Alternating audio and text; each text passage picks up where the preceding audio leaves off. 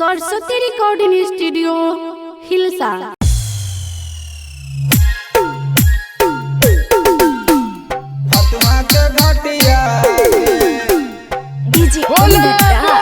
छठी मैया की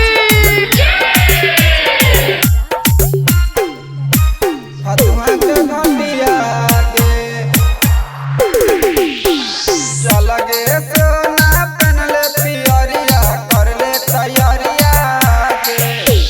चल गे सोना पहनले पियरिया करले तैयारिया आगे कमी त तोरे घुमा देबो चल के गाड़ी के घटिया आगे कमी त तोरे घुमा देबो चल के सलामपुर के घटिया चल के सोना पहनले पियरिया करले तैयारिया चल गे सोना पहनले पियरिया करले तैयारिया कमी त तोरे घुमा देबो चल के कंगर के घटिया आगे कमी त तोरे घुमा देबो चल के फतुहा के घटिया डीजे कुंदन राज, डीजे कुंदन फतुहा के घटिया चीरी चीरी चीरी फतुहा के घटिया गंगा में डुबकी लगाई छठी माई के गीत गाई माथे पर के दौड़ा जइबै और गाउज दिलाइबै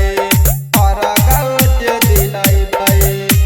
और गाउज दिलाइबै गंगा में डुबकी लगाई छठी माई के गीत गाई माथे पर के दौड़वा जइबै और गाउज दिलाइबै माथे पर के दौड़वा जइबै और गाउज दिलाइबै करना बहाना बंद कर खाना हो जइतै रतिया करना बहाना बंद कर खाना हो जइतै रतिया कमी त तोरा घुमा देबो चल के हिलसा के घटिया आगे कमी त तोरा घुमा देबो चल के कंगर के घटिया डीजे कुंदन राज, डीजे फतुहा के घटिया चीरी चीरी चीरी फतुहा के घटिया छठी माई के कृपा से मिलतै